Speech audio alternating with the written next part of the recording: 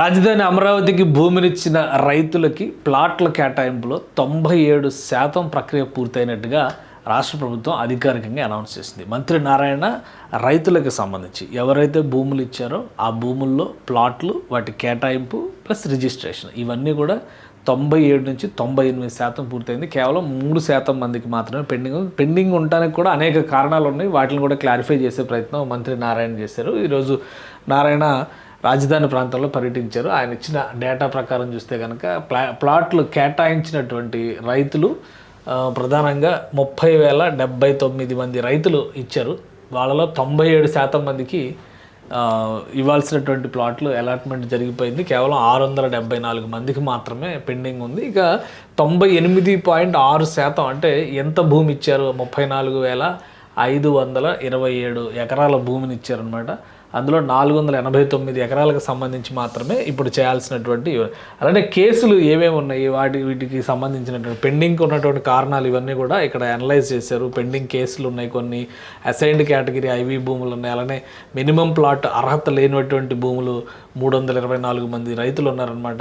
Assigned లంక భూముల report collector దగ్గర ఇంకా పెండింగ్ ఉంది, వాళ్ళకు 119 మంది ఉన్నారు. అలానే 9.14 ఇచ్చిన వారు మరణించడం, అమ్మకందారులు కొనుగోలుదారులు ముందుకు రాకపోవడం, సో ఇదొక 54 మంది ఉన్నారు. అలానే 9.2 మినహాయింపులు కోరుతూ ముందుకు రాకపోవడం ఒక 5 మంది ఉన్నారు. లాటరీ నిర్వహణకు ప్రపోజల్ సిద్ధంగా ఉన్నాయి అంటే ఇంకొక 59 మందికి అతి త్వరలోనే అలాట్మెంట్ చేయబోతున్నారు అనమాట. సో మొత్తం రైతులకు ఇచ్చినటువంటి ప్లాట్లో రిజిస్ట్రేషన్ ప్రక్రియ కూడా 63,296 మంది 96 రిజిస్ట్రేషన్లు కంప్లీట్ అయినంటే 89.3 రిజిస్ట్రేషన్స్ రేషియోలో కూడా 89% కంప్లీట్ అయినట్టే అనమాట. అమరావతికి ఇచ్చినటువంటి రైతుల విషయంలో రేషియోస్ ప్రకారం చూస్తే కనుక మనం ఇది అంత కంప్లీట్ చేసినటువంటి వర్క్, పెండింగ్ ఉన్నటువంటి వర్క్ అనమాట. సో మొత్తం 97% అమరావతి రైతులకి ప్లాట్లు కేటాయింపు జరిగింది.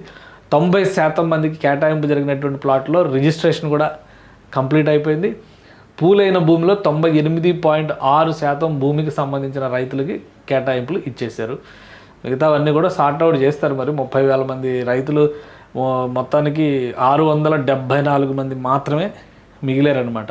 కేవలం 489 ఎకరాలకు సంబంధించిన కేటాయింపులు పెండింగ్లో ఉన్నాయి. అవి కూడా కారణాలు ఆల్రెడీ మనం చూసాం కాబట్టి మ్యాక్సిమం 1-2 నెలల్లో ఈ ప్రక్రియ అంతా పూర్తవచ్చు. కోర్టు కేసులు ఉన్నాయి మాత్రం కొంత టైం పట్టొచ్చు. దానికి రీజన్ ఎందుకంటే కోర్టులో క్లియరెన్స్ రాకుండా వీళ్ళు ఇన్వాల్వ్ అవ్వడానికి అవకాశం ఉంది.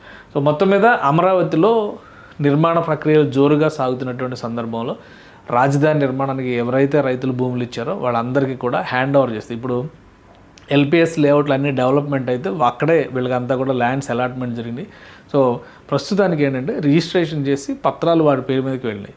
ఫిజికల్ పొజిషనింగ్ రావడానికి కొంత సమయం పట్టొచ్చు. ఆ పనులు వీలైనంత వేగంగా, అంటే ఇన్ఫ్రాస్ట్రక్చర్ అంతా డెవలప్ చేసి ప్రభుత్వం ఇవ్వాల్సినటువంటి బాధ్యత ఉంది కాబట్టి అదంతా అతి త్వరలోనే కంప్లీట్ చేసిస్తామని చెప్పని మంత్రి నారాయణ చెప్తున్నారు. ఈ కేసులకు సంబంధించిన డేటా ఇవన్నీ కూడా రిలీజ్ చేశారు. ఇవన్నీ అవే రిపీట్గా కనిపిస్తాయి కాబట్టి మంత్రి ఈరోజు పర్యటన సందర్భంగా ఇచ్చినటువంటి క్లారిటీ బహుశా 1 సంవత్సరం లోపు ఈ డెవలప్మెంట్ అయినటువంటి లేఅవుట్ని దశల వారీగా ఇచ్చేటువంటి అవకాశం ఉంటుందని చెప్పని అధికార వర్గాల నుంచి తెలుస్తున్నటువంటి సమాచారం.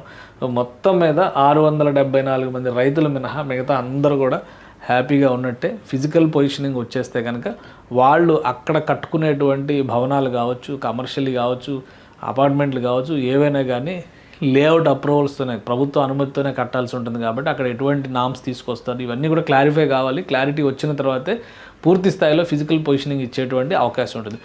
ప్రాథమికంగా రిజిస్ట్రేషన్ ప్రక్రియ కంప్లీట్ చేసి వాళ్ళకి డాక్యుమెంట్ వెళితే మా భూమి మాకు ఉంది అనేటువంటి భరోసా ఉంటుంది కాబట్టి ప్రస్తుతానికి ఆ ప్రక్రియని 97% వరకు పూర్తి చేసినట్టుగా రాష్ట్ర ప్రభుత్వం చెబుతుంది.